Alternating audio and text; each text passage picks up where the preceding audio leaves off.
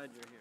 Thank you so much, Pastor David. Thank you all for having me. Thank you to Julie Kazelmeyer for always keeping in touch with me and being the liaison for us for Knox. Thank you all for having me so much. This is a really big deal for me because you guys might know our name, Family Life Services, but we know the name Knox more than you know. The generosity that is poured out from this church is astounding, and we are able to see the fruits of it every day. And I just want to share a little bit of that with you because I know you guys don't get to. And Julie was explaining to me how you really only kind of heard about what was happening at Family Life Services and some of the transitions that have been happening over the last few years about last year. And I just wanted to tell you that we have had so much success at Family Life Services, and we have been able to see so many women because of the generosity of churches like this and individuals like all of you. And we really have been able to step out in faith, and our transition to becoming a medical clinic and to serving women in a really practical way that resonates with them has been so successful, and that is in part because of all of you. Just to show our growth, I think this is a crazy statistic that I love to say, which is in the first week of 2026, we had as many women choose life as the entire year of 2020, which is pretty crazy. So, and that number is 2, by the way. So in 2020, we had 2 women choose life. Last year, we had 50. And that is not, I will say, I like to say this because I don't think it speaks as much to our success and our ability to love women and show them the face of God in a way that they just resonate with the love that they feel there, and they feel so comfortable to make a decision that really connects with the heart of them. And that's often for life, and that's, praise God. But that's not including women who choose life and then go on to miscarry. So that's just how many children were born and confirmed. So that number is 50, and that's 50% of our women who come into our clinic who are abortion-minded. So that number has significantly increased over the years as well. So last year, exactly 50%, give or take a few decimal places, were 50% of the women who we served were seeking an abortion.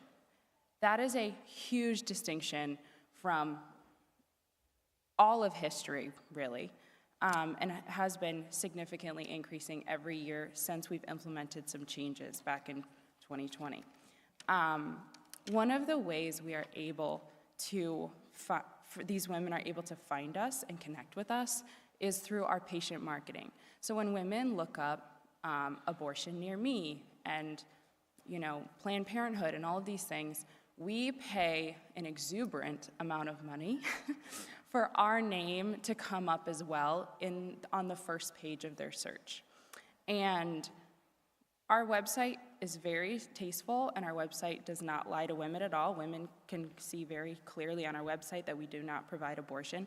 But through advertising and coming up when women are searching for that, they're able to see another option, a better option for their care, right on their phone.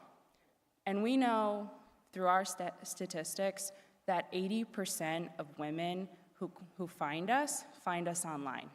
So they're not hearing from someone at church, they're not hearing from their friend, most likely, they're looking online. And we put over $40,000 into patient marketing a year, and we can't really afford that. And we're looking to expand that, and unfortunately we're at a point where we can't super well, and we're probably gonna have to cut back, and that's something we really don't wanna do. And patient marketing is so, so important. That's a big obstacle that we're coming up on now. To pay for our patient marketing for the next quarter, it would cost us about $10,000. We unfortunately don't have the budget to invest in that. We didn't get a grant we expected to this year to cover that. And so we're unfortunately looking at having to cut back on that. That's an obstacle that we're going through right now. Which is really unfortunate because of the successes that we're able to have with women and how much women love us. One of my favorite statistics, where we have our upcoming event coming up, and my operations director has been running a lot of our statistics for me because we're big on numbers. We really love it. We think it's a really good way to know how we're doing. And she said, my favorite statistic is 98% of our abortion-determined women would recommend us strongly to a friend, which means that women are feeling loved and cared for when they come into our clinic. And that includes all of the women that we see that don't end up changing their mind, that don't end up choosing life. So we're doing a really good job of just showing the love of God to these women in a practical way that they can really resonate with, no matter their religious or moral compass. I wanted to share, so I said 2 women chose life in the first week. Just in this month, we've had 5 women choose life already. So are we halfway through the month? I'm not sure, I think we are. But we've already had 5 women choose life.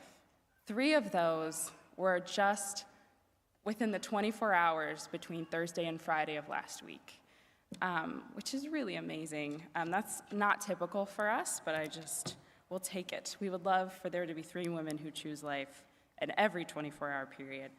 But I just want to share a story with you and lift this woman up in prayer. This is a story we have a lot of women who choose life, and it's very definitive. I want to share a story with you of one of our women who is in the process of still deliberating. And I apologize, I have it on my phone, and I have bad eyesight. This is a story of Britta.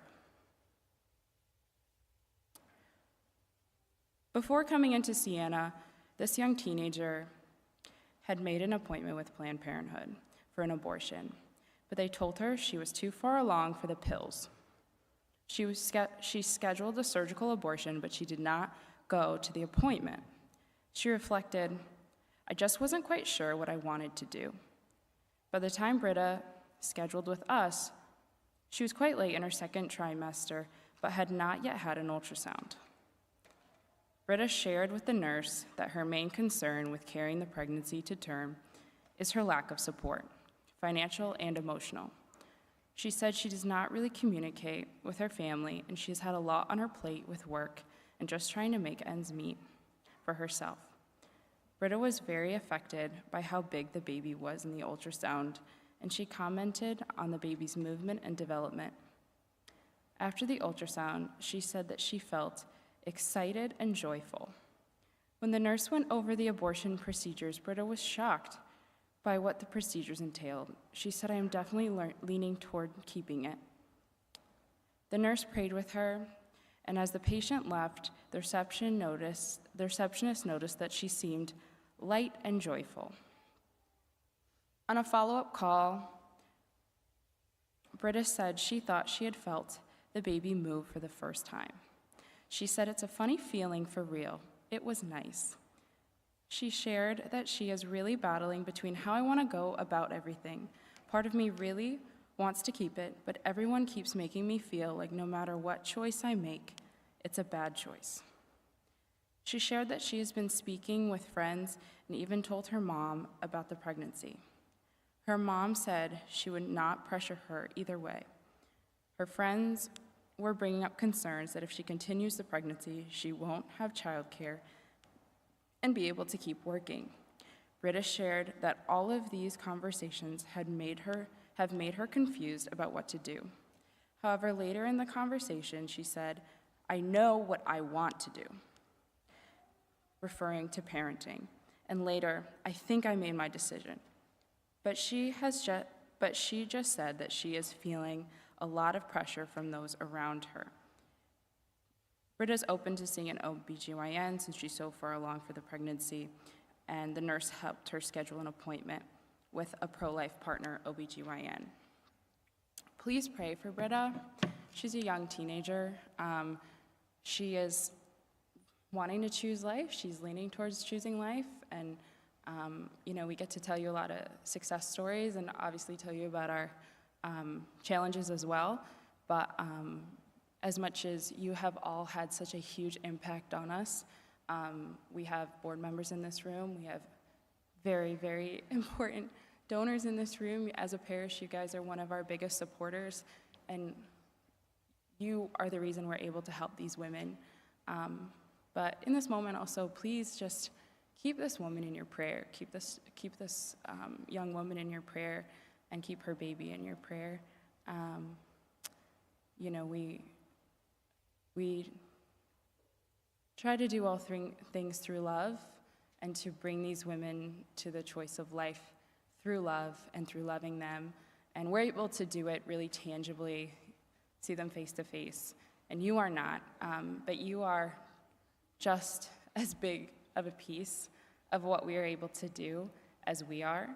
And I want to thank all of you. Thank you for having me. And please keep Britta and all of our other women and babies in your prayers. Thank you so much.